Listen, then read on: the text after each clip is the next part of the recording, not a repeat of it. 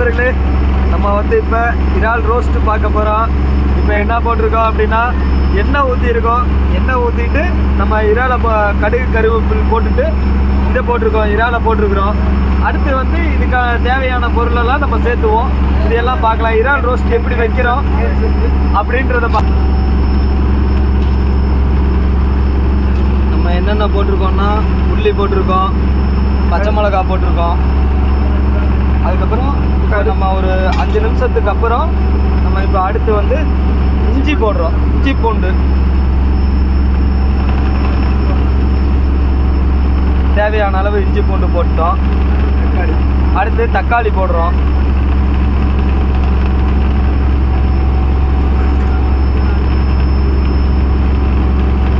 இறால் roast ready ஆகிக்கிட்டு இருக்கு. ரெடி ஆகிறதுக்கு முன்னாலே நமக்கு பார்த்தாவே அப்படியே எச்சி வருதா, சாப்பிட்லாம் அப்படின்னு சாப்பிடணும் போல தோணுமே. கண்டிப்பாக தோணும். ஏன்னா அந்த மாதிரி எங்கள் மாஸ்டர் வந்து அவ்வளோ டேஸ்ட்டாக வச்சுருக்காரு. அதனால இதோட டேஸ்ட் அப்படி இருக்கும். இதில் மெயினான விஷயம் பார்த்தீங்கன்னா, நம்ம இறால் ரோஸ்ட் வைக்கிறப்ப நம்ம தண்ணி கொஞ்சம் கூட ஊற்றக்கூடாது.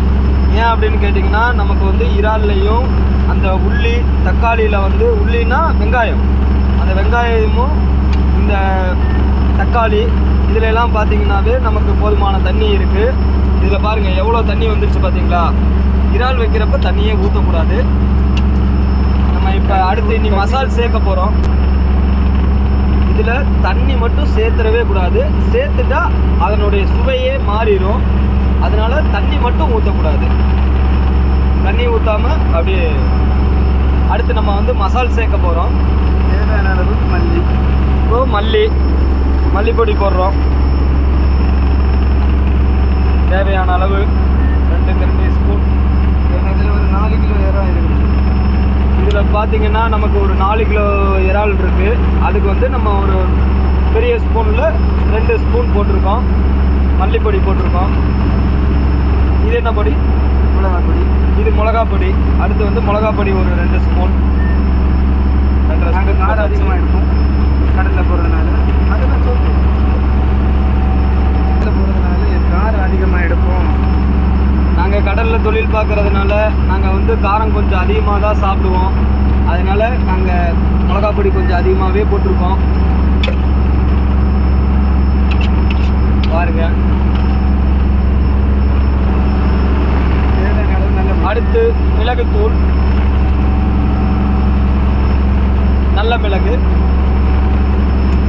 பொடி கொஞ்சம் சிறிதளவு, தேவையான அளவு.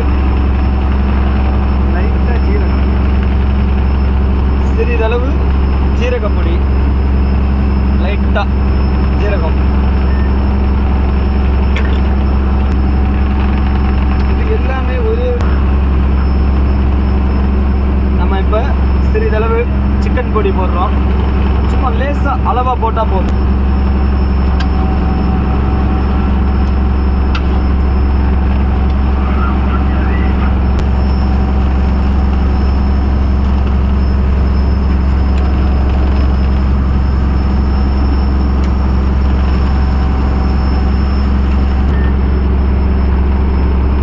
நண்பர்களே, இப்போ இதில் ஒரு ஸ்பெஷல் என்னன்னு தெரியுமா?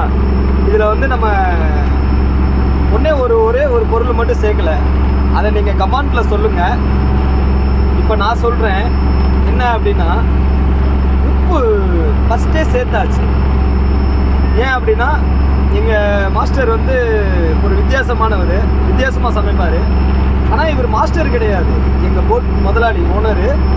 ஆளுங்கள்லாம் நேற்று பகல் பூரா வேலை பார்த்துருக்கோம், நைட்டு இரவு முழுவதும் வேலை பார்த்துருக்கோம். எல்லோரும் கொஞ்சம் சோர்வாக இருக்கிறதுனால ஆளெல்லாம் உறங்கிட்டு இருக்கு.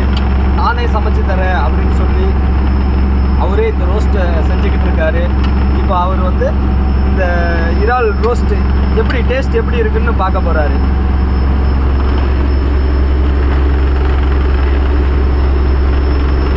இவர் தான் எங்கள் முதலாளி.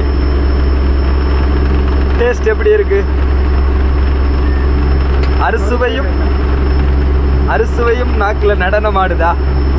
வேற லெவலில் இருக்கு.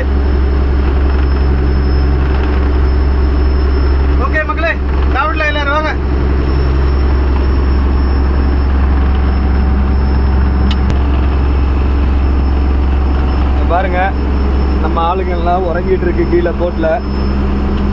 இங்கே பாருங்க, இவர் தான் சமையல் மாஸ்டர். அந்த கை காட்டுறாரு பார்த்தீங்களா, அவர் தான் சமையல் மாஸ்டரு.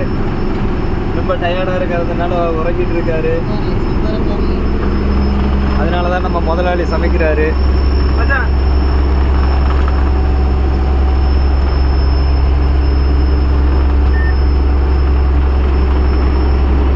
இதுதான் எங்கள் சமையல் கட்டு, போட்டில் உள்ள சமையல் கட்டு.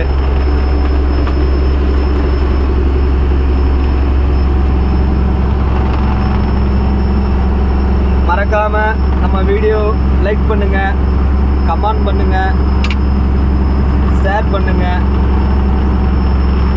பெல் நோட்டிஃபிகேஷன் அழுத்துங்க.